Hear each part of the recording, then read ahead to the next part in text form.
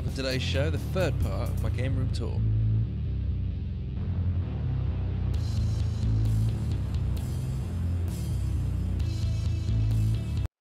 Alright guys, so this is part 3 of my two-part game tour, or gaming room tour.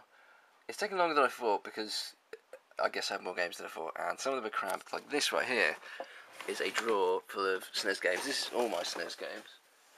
And yeah, I'm just going to go ahead and take a look at those.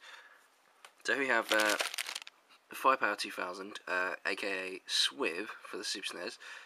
Super NES.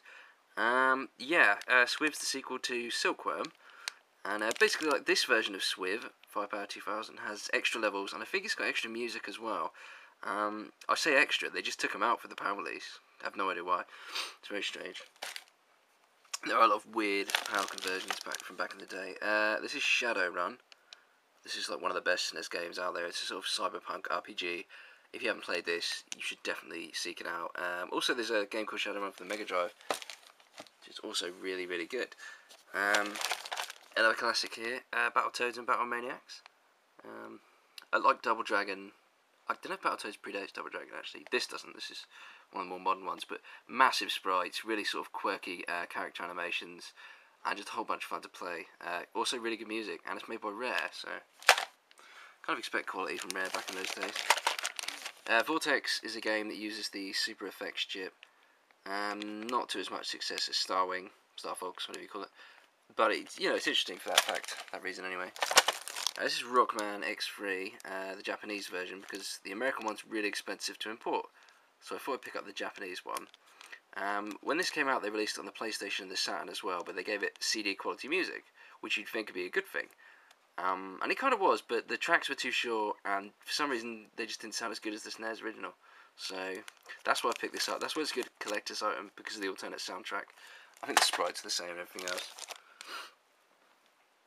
Here we have Street Racer, which is a pretty common game from Ubisoft. I think like every man and his dog has probably played this at some point. Let me just turn off my PS3. And yeah, it's easy to come by. It's a really quality game, so worth a look. Let's ignore the obvious ones. Star Wars. Judge Dredd's terrible.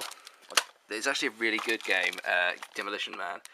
It's like an action platformer for the SNES and the Mega Drive. For some reason, I got my Sylvester Stallone films confused and thought this was that, bought it, and it's horrible, so don't buy that. Contra free, another classic. Not really much to say about that. Also, it's the NTSC version. I do love the American cartridges, so sort of clunky and square. Really cool. Donkey Kong Country, another sort of obvious one. Cybernator, which I think was called Super Probotector, the PAL version, can't quite remember. Great shoot 'em up from Konami. Flashback, absolutely brilliant. Again, I imagine most people know what this is. Available on multiple formats. This is not the best version, but it's not bad. The cutscenes aren't in it or anything. Secret of Evermore, I'm told this is a classic. We can get it in focus. Haven't really played it that much. The sprites look amazing, and it's sort of real-time action. So I really want to sink my teeth into that one at some point. It looks really good. This is Bob. If you're not familiar with Bob, you should go search this one out, because this is a really good game. It's an action platform with a great soundtrack and a great sense of humour, so can't go wrong with that. This is Rockman and Treble. Is that what they called him? I think they called him.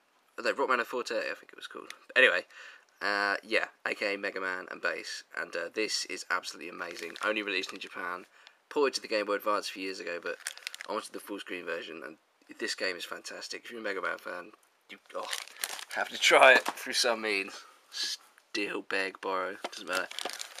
Yoshi's Island, Super Mario 2, Super Mario World 2. Again, a really good game, but everyone knows that already. Battletoads vs Double Dragon. I didn't like this as much as either the Super Double Dragon for the SNES, which is incredible, or Battletoads for the SNES, which is also really good. I can't say why. It's got tiny little sprites. It felt like a NES game. It's just, not that there's anything wrong with the NES, but it just seemed out of place. Super Street Fighter. What do you need to say about that? Super Les, another shoot 'em up with a great soundtrack. Japanese version of Star Fox, because I wanted to see it running in 60 Hz, and the American ones were too dear. All three of the Donkey Kong's countries. Killer Instinct. Castlevania 4, Super Castlevania. Haven't played it yet. I hear it's amazing, so looking forward to that. Donkey Kong 2. Oh, the Doom port for the SNES. Now this is complete garbage, but it's just hilarious to watch for some reason. F-Zero, another obvious one. Mario All-Stars and Mario World. Got those on one cart, save space. Both incredible games.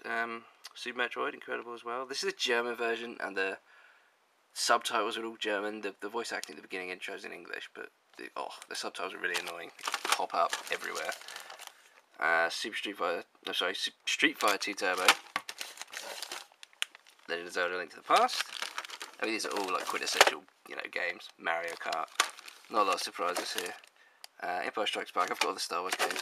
Super Ghosts and Ghouls, the first SNES game I bought since I got into retro games. Power Version Starwing. Goof Troop, which, believe it or not, is actually a really good game.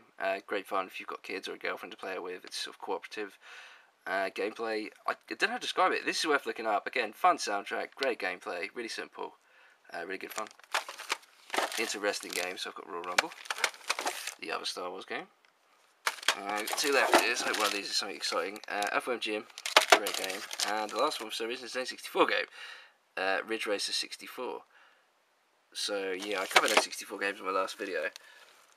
Ridge Racer is one of my favourite series, and the N64 game is actually really good, and it was developed just for the N64. Okay, so I'm really quickly going to cover my PC games as well. I mean, half of these you can't read because they didn't put the labels inside, but these were all big boxed PC games. So I've got the boxes in the loft.